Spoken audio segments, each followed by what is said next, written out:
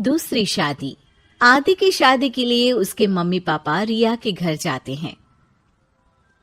अरे कैसे कर दे शादी भाई साहब, आपका बेटा तो अभी कुछ करता ही नहीं है। सुना है आगे पढ़ाई करने के लिए शहर भी जा रहा है। तभी तो भाई साहब हम चाहते हैं कि शहर जाने से पहले इसकी शादी कर दे। और कमाने का क्या है, हर कोई तो पढ़ लिख कर कमाता ही है।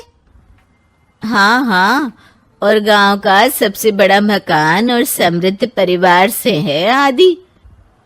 मुझे तो समझ में ही नहीं आता, इतनी जल्दी शादी। रिया भी अभी पढ़ रही है, इतनी अच्छी है वो पढ़ाई लिखाई में, कैसे शादी कर दूं? आप लोग थोड़ा समय दे।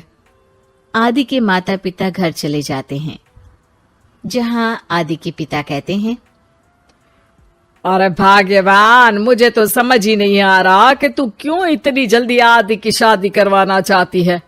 पढ़ लिख कर कमाई धमाई करने लायक हो जाए तो फिर कर देना शादी। अरे आप चुप रहिए। रिया जैसी लड़कियों के लिए शादी के रिश्तों की कमी है क्या?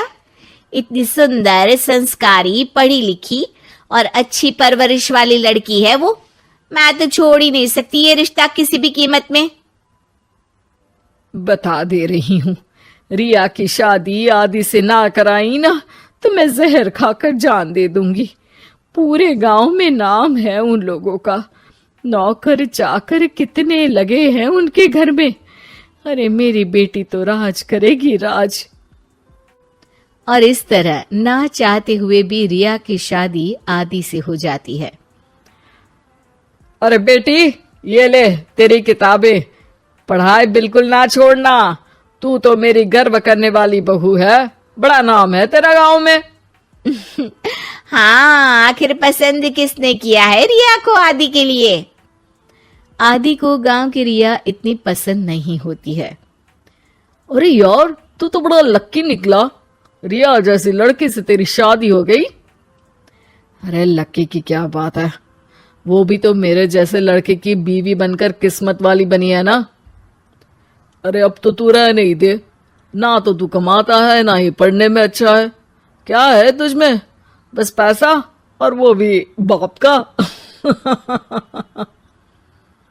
आदि को दोस्तों की बात पर बहुत गुस्सा आता है। पिताजी, मैं शहर जाना चाहता हूँ आगे की पढ़ाई के लिए। अरे बेटा, लेकिन यहाँ की पढ़ाई तो पहले पूरी हो जाए। नहीं नहीं, अब मैं किसी भी हालत में शहर में ही रहकर पढ़ाई करूंगा। रिया को आदि का ये व्यवहार अजीब लगता है कि अचानक नई शादी के बाद आदि ऐसा क्यों बोल रहा है। खैर, आदि पढ़ाई के लिए शहर चला जाता है और रिया गांव में रहकर सास ससुर की सेवा करती और बचे वक्त में पढ़ाई। अरे देखो, दामाद जी तो शहर चले गए, हमारी बेटी बेचारी अकेली रह गई। उसे कुछ दिनों के लिए यहीं बुला लाओ ना। रिया की माँ रिया के ससुराल उसे लेने जाती है कि उसके सास ससुर कहते हैं, अरे नहीं नहीं बहन जी, हमारा मन तो रिया के बिना नहीं लगेगा। हाँ माँ, इनको तो शहर जाना ही था पढ़ाई के लिए, बस थोड़ा पहले चले गए। माँ खाली हाथ वापस आ जाती है।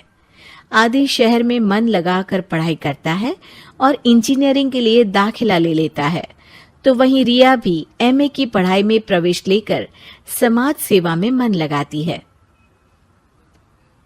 तुझे देखकर लगता है कि मैंने तेरे साथ ठीक नहीं किया बेटी।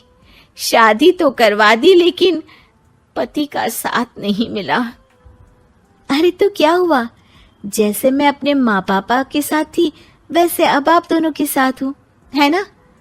सास खुश हो जाती है। अरे सुनो, बहू आदि लौट रहा है शहर से, वो कल आ जाएगा, तुम लोग तैयारी कर लो। रिया ये सुनकर खुश हो जाती है।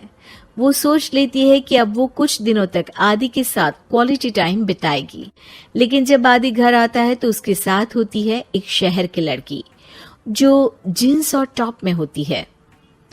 ये मेरी दोस्त है, मेरे साथ रहेगी। आदि उसे अपने मम्मी पापा से मिलवाता है, लेकिन रिया से नहीं। रिया सबके लिए खाना लगाती है। अरे ये नौकरानी कितनी सुंदर है, खाना भी अच्छा बनाया है। अरे नहीं नहीं, ये नौकरानी नहीं, मेरी बहू यानी आदि की बीवी है। ये सुनकर लड़की शांत हो जाती है और आदि की तरफ देखने लगती है, फिर वहां से चली जाती है। अरे माँ, क्या जरूरत थी घर की कहानी बताने की? देखा, अब वो बुरा मान गई ना। वैसे भी मैं आप लोगों को बता देता हूं, मुझे रिया के साथ नहीं रहना। मैं शिवानी से प्यार करता हूं और उसी से शादी करूंगा। मैं रिया को छोड़ रहा हूं। आदि ये बोलकर उस लड़की के साथ शहर चला जाता है।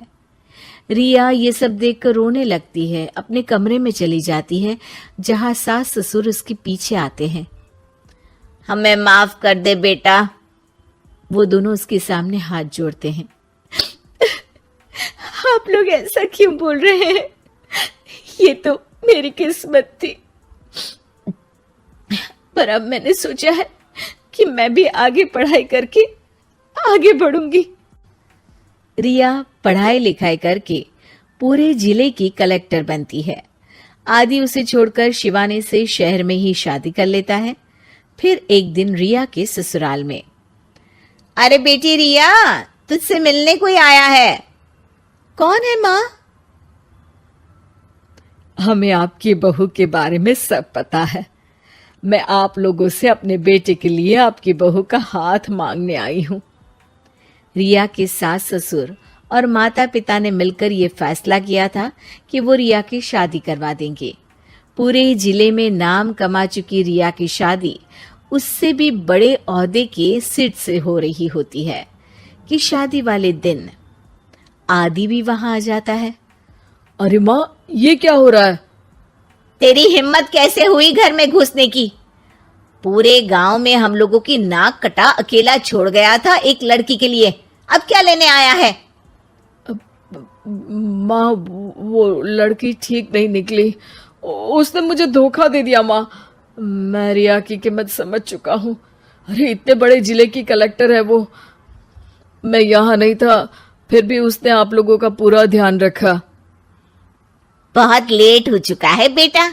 रिया आज अपनी नई जिंदगी की शुरुआत करने जा रही है। अब उसे भी जीने का हक है। वो तेरी सुविधा से जिंदगी नहीं जी सकती। तूने तो हीरा खो दिया बेटा।